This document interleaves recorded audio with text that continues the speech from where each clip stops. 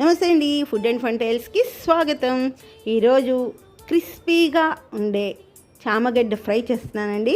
మీరు కూడా వచ్చేయండి చూద్దరు. కానీ చామగడ్డలను ఒక అరకిలో తీసుకొని వాటిని చక్కగా శుభ్రంగా మట్టి అంతా పోయే వరకు కడిగేసి కుక్కర్లో అవి మునిగే వరకు నీళ్లు పోసేసి రెండు విజిల్స్ రానిచ్చేసి స్టవ్ ఆపేసి ఇప్పుడు మనము విజిల్ తీసేసిన తర్వాత ఆ చామగడ్డల్ని ఒక బేసిన్లో కానీ జల్లెడలో వేసేసుకొని నీళ్ళన్నీ తీసేసి పైన చల్లటి నీళ్ళు పోసేసి ఇప్పుడు ఒక 2 నిమిషాలు ఆగి పైన చెక్కంతా తీసేసి చక్కగా సన్నగా ముక్కలుగా కట్ చేసేసుకొని వాటి మీద రుచికి సరిపడా ఉప్పు, కారము, పసుపు, 1-2 స్పూన్లు బియ్యపిండి వేసేసి చక్కగా మొత్తం ఒకసారి కలిపేసి ఇప్పుడు బాండీలో మనము నూనె వేసుకొని కొంచెం ఎక్కువ నూనె పడుతుందండి.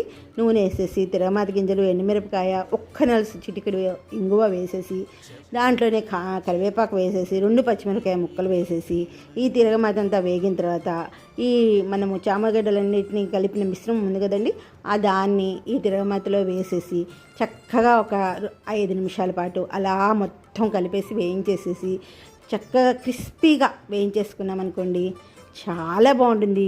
ఇది పప్పుతో కానీ సాంబార్తో కానీ తింటే అద్భుతమేనండి, చాలా టేస్టీగా ఉంటుంది. మీరు కూడా చేసేసుకోండి, చాలా బాగుంటుంది. మా ఛానల్ సబ్స్క్రైబ్ చేసుకోండి, షేర్ చేయండి, లైక్ చేయండి. మరిన్ని వీడియోలతో మేము ముందుకు వస్తామండి.